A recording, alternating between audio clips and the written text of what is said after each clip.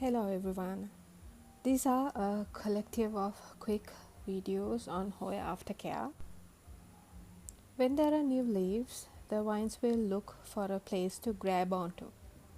To make this easier, you can give it a temporary loose tie so the vine grow more, enabling you to wrap it around the trellis. Avoid touching the leaves if you want to safeguard the leaflets from dropping off. Make sure you turn the pot from time to time so wherever the sun hits, each side will have an equal opportunity to grow too. Hoyas can create a new growth sometimes out of the most unexpected nodes in the vine. As you see, this vine has even grown parallel to the media, all across the pot and almost out of it. Therefore, it's better to correct its growth habit before the vine ends up leafing out of the aeration holes, which you will either have to cut off or break in the process of trying to correct it. So, before it's too late, direct it carefully onto the trellis as softly as possible to avoid breaking of the stem. You can use small plastic coated wires, twisty ties or zip ties to mildly hold the vines to a trellis, but make sure you do not tighten it too much that the stem wouldn't be able to expand as it grows. I just loosely wrap it around so it will be able to loosen further as the vines grow. This you see at the corner is my Hoya publicalis, which I have not featured in any of my videos. At the initial repotting, this plant was very small, so therefore it was placed very low in the pot.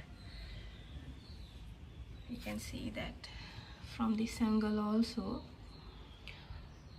but if you get closer you can see that this has a very extensive root growth, so there's more room at the top of the pot where I can replenish it with more media, just a bit, just to cover up the roots.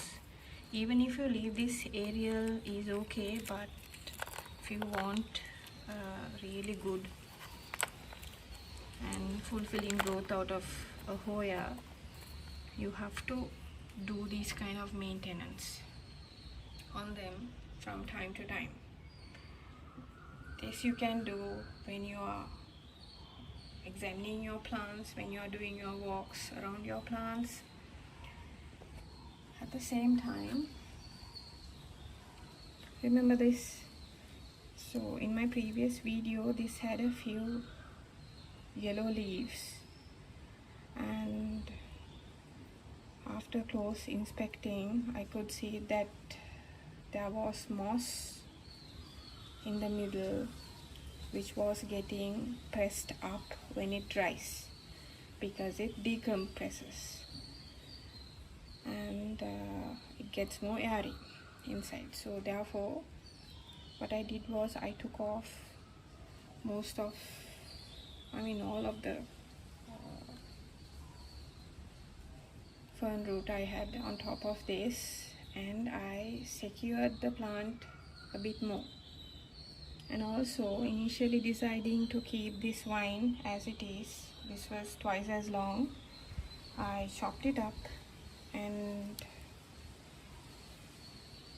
placed it here to get re-rooted because there was an extensive root growth on that vine and a long gap where I can easily make a new growth out of it. So this would make the pot fuller, and it was residing here, so I thought I will change change its home from the stand to my small hanger over here, because I do not want this to get bumped up by people moving, including me. So when the newly repotted vines get banged up on people or on others too frequently, the roots can get disturbed, and they need to stabilize into a new medium, because this is a whole new medium which I've changed from cocoa husk to semi-hydro. So this is kind of like my own mixture of fun.